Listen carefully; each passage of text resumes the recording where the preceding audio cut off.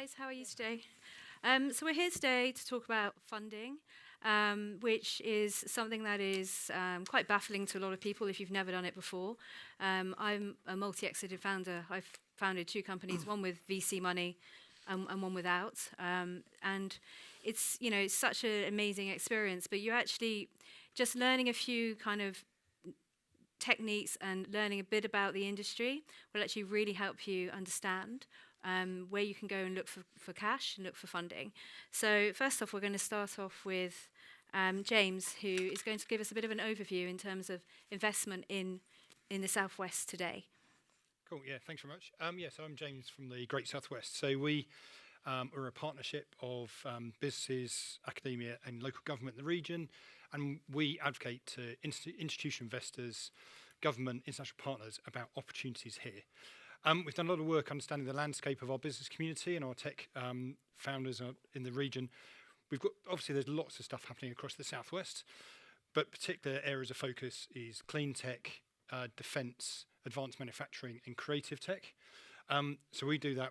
The reason why we pull that together is so when we talk to institutional investors, we're pulling a story together about activity that they may want to invest in. So there might be a investment fund set up in the region. Therefore, it needs to have a theme and a focus, so that's what we do. We work really closely with the UK government about their focus as well and how we can direct investment into the region and how we can attract international partners to do more investment over here as well. Amazing, that's great. So we're going to talk a bit now around what is the best time to actually look for funding. So when is it too early if you have an idea? So Matt is actually a pre-seed, works for a pre-seed VC. And so he's going to explain a little bit around what his thoughts are on the time to start speaking with them. So speaking with VCs, yeah. So I run a £60 million fund. It sounds like a lot of money. It's actually a very small fund in the context of venture capital.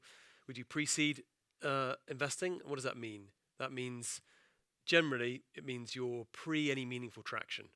So you've kind of had your idea, you've formed a team, you've maybe got some kind of MVP going, you might have some sort of customer feedback depending on what sort of business it is, but you don't have revenues, you don't have traction. There's very few VC funds in the UK that will invest at that stage. Lots of VC funds will advertise on their website or their messaging will invest at any stage. It's not actually true. So one thing I always advise founders to do is to really ask VCs when you get into dialogue with them, what stage do you actually invest at? And just be a bit more on the front foot about it. You're not going there with a begging bowl. It's not like that anymore. You can be very direct with VCs, and actually VCs will respond very well, very positively to that because they'll see confidence in that and they'll see a founder that's taking themselves very seriously. There's VC and VC. Another thing I talk about is that an EIS fund, which looks like a venture capital fund, has got very different return expectations than an institutional venture capital fund. They're just different businesses. They're looking for different returns. They take different levels of risk. So we could go on and on. My message to you today is to dig deep when you're talking to VCs. Be on the front foot, ask questions so that you understand exactly what the capital is, what it's looking for, and the investment process. How will they make a decision about investing in your company? So we invest something called pre-seed. As I've said, that's very, very early. You can use that to challenge VCs about, are you at the right stage for them? And VC is not right for every company. No. Okay, it's just the only scaled financing solution that will take risk capital positions in companies that don't generate positive free cash flow yet. Right? That's a bit of a mouthful. It just means it looks like an ideal solution because you've got a company that needs cash, but VC will only really invest once certain boxes have been checked. We could go a bit deeper later on if you want into that. Yeah, and it's great. And actually the thing is to check their, a lot of them will have their investment criteria on the website. So it's not just around the stage, but also the type of investments they're looking for also can be quite specific. There's also SEIS, which is a government-backed, it's a tax relief. A lot of, it's up to 250K. A lot of funds will have, or some funds are SEIS that actually only deal in SEIS. So, you have to have your SES advanced assurance, which you can get. You can do this online, or you can use a lawyer to look at it. So if you are setting up a company, then I would look into SEIS if you don't have it already. as a thing. Now, we're now going to talk about the different types of investment because equity is just one of the options. We're going to pass over to Sara, who is Head of Investments for Innovate UK, to talk through what Innovate UK do and also how that works actually hand in hand with equity investors. Brilliant, thank you. So I think just leading on from the previous conversation as well, I think it's important, even if you are at the pre-seed stage, to really understand the rest of what a funding journey looks like, going from pre-seed to seed to perhaps scale up and then into Series A and Series B, and to understand what all of these terms mean and all of the different types of investors that are going to be on that journey. To understand that from the beginning is really important. So look at companies who are much more mature than you, the ones that you aspire to be like, and look at their funding journey, because there's going to be a real combination of funding in that journey. There's going to be possibly some grant funding, definitely some equity funding, and quite probably some debt funding as well. So those are the three main types of funding that we talk about. So when we talk about grant funding, I mean, there aren't many startup grant funds in the UK at the moment, but typically grants led by organisations like Innovate UK are typically for R&D. So they are at the early stage when it tends to be project-based finance, where you're saying, I need this funding to do this very specific project that's going to take my technology from this point to here. And that's where Innovate UK funding comes in on the grant side. Not everybody knows Innovate UK is also a lender, so they also provide loans for late-stage R&D. And then there's also a programme led by Innovate UK that is providing grant funding with aligned equity funding from investor partners of Innovate UK. So that's called the Investor Partnerships Programme. It's one to look out for. The benefits of that is that with grant funding, typically, as I said, it's project-based finance. You complete your R&D project, you're still perhaps pre-revenue, you're still needing to run your business, you still need working capital, but you might still be stuck for getting equity investment. So that program is really interesting because it provides that aligned capital. Ada Ventures are one of Innovate UK's investor partners. They provide the aligned capital with the grant funding to sufficiently capitalise the company to get it to growth stage. Just to expand a little bit more on equity as well, again, back to the beginning of understanding the different types of funders, from kind of angel and high net worth investors, family offices. We'll touch on venture capital firms, corporate venture capital, and then into institutional funding where James comes in. It's important to understand the different types of funders, but also, I mean, you can use things like AI to find the right investors. There are platforms like Shipshape VC, who are a sponsor of today's event, as I understand it, to find investors that are really looking at your stage, at your thesis, that are going to match to you in your region and in your specific area of technology as well. In your sector. And then at a very early stage, of course, we have angels and high net worth individuals, which tend to, from an ideal stage, kind of actually be really where the focus is. If you're looking to raise maybe under 100,000, I don't know how much, most VCs tend to look for slightly bigger amounts than this. You also have family offices, which they're a bit opaque, they're harder to find, and they're basically people with their own money, or family offices with their own money, tend to be over like 100 million or whatever they are, but they really invest more on passion, in terms of they'll have their certain thesis, particularly if it's impact. They are they will very much take a view on the founders, and they're patient. They've got very patient capital. So if you're looking for a slower burn, if you're looking to be more of a cat, then these may be more rather than a unicorn. Then family offices could be also a route to consider. So that's definitely one to look at. We're now going to talk a little bit more around the States as well with Katelyn. So Katelyn's here from the US. So we're talking about the differences between innovation and the appetite for innovation in the UK and the US. So it'd be great to just hear a little bit around pre-seed in the US, and are UK founders invited? Yes, I invite you all. Yeah, so in the U.S., there is definitely, just because of the population, the economics there's more money available. and there is a higher appetite for risk in general there. I would also say one of the things that I would emphasize the most is that because you have more VCs, some of them can be very precise in their niche. And so if you happen to fit one of those niches, that could be a very precise connection with that VC. So it is great to keep in mind international funding because you might be able to find like a very precise match with a VC. I would also say that once you have a target audience, being able to identify a large sample size for that target audience can also be a power of looking for resources in the U.S. No, that's perfect. So I think one of the main questions that we always get asked are, what are the qualities that of investors looking for in the founders that they have? I mean, I remember when I was raising my money and first set of money in 2000, and actually was stood outside, and I actually realised that I pitched to Matt back in 2004 maybe. Or no, 2024 must have been. We haven't changed a bit. No, can't even. The same. You totally same. But having what are the qualities you're looking for? His company did invest, by the way. What are the qualities that people look for in an investor? Is it not so beyond the idea? What are you looking for in terms of characteristics and expecting from the people that you're investing in? Sure. I mean, every VC is going to give you a different answer to that. Yeah. The one I would try and say, hopefully be relevant in this room, is the venture capital that I manage it has very high return expectations. And again, I always like to try and be transparent. What is a VC? What is it trying to do? It's a pool of capital that institutional investors, in our case, have backed us to deploy into companies like yours.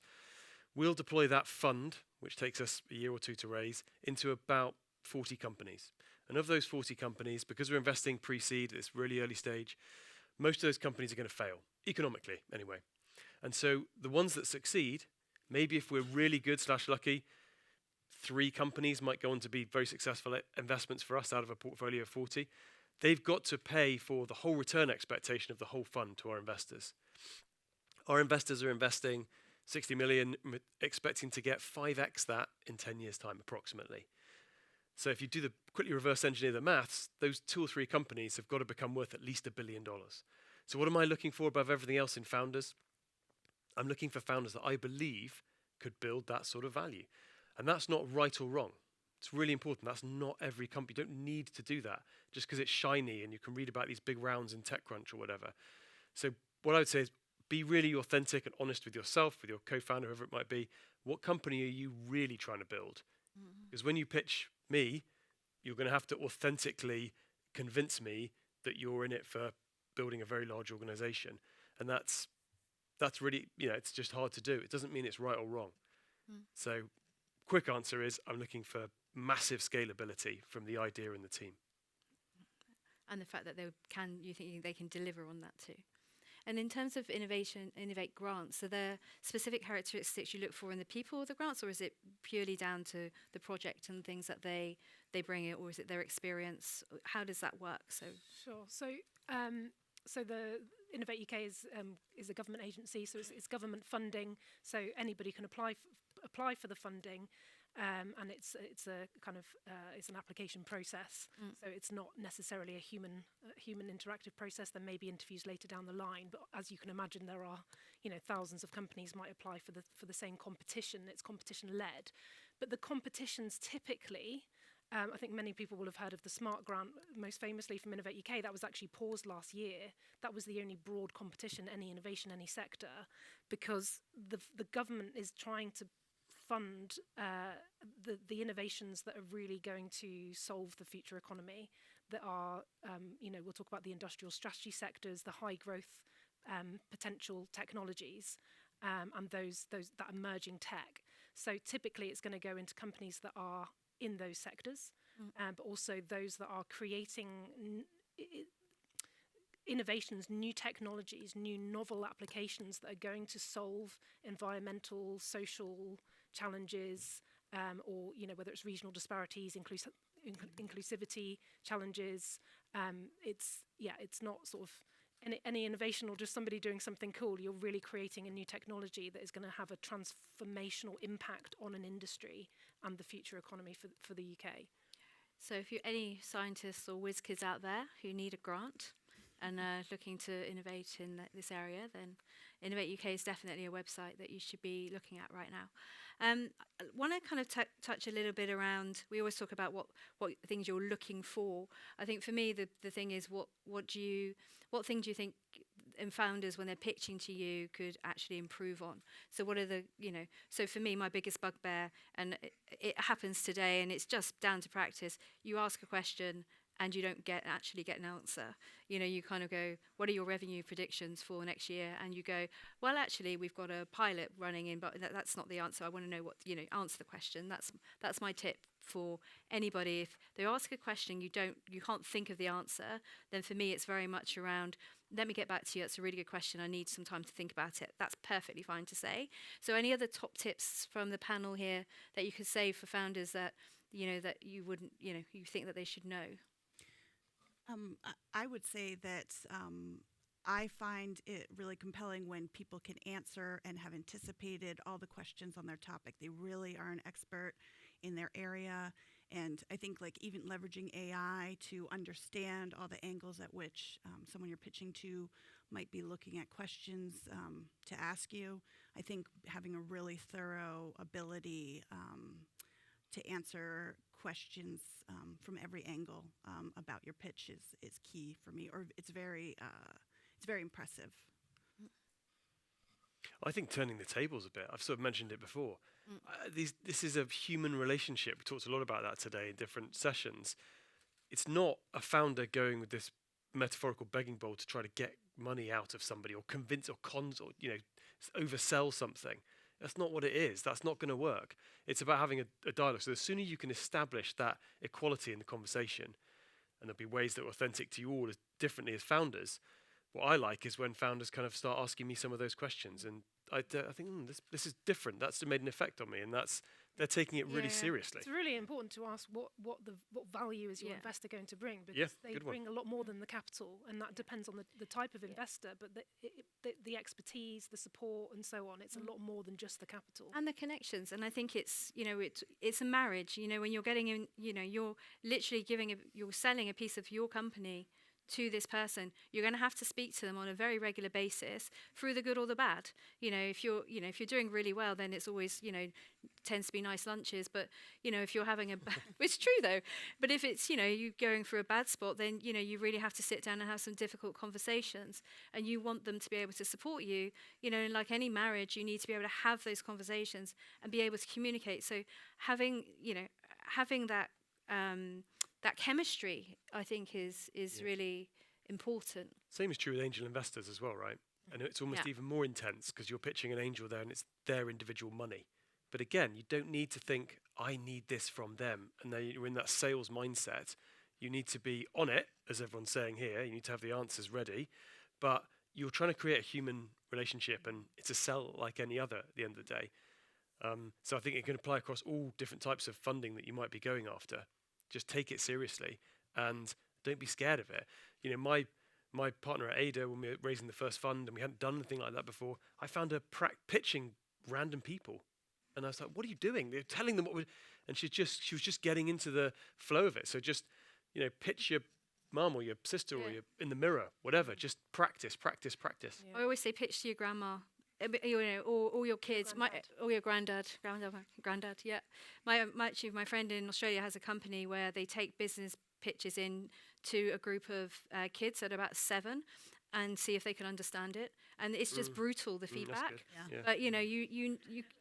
But but it's true. If you're, I think we've skipped the big term here, which is investability, and not forgetting that there are hundreds, thousands of investability programs across across the UK.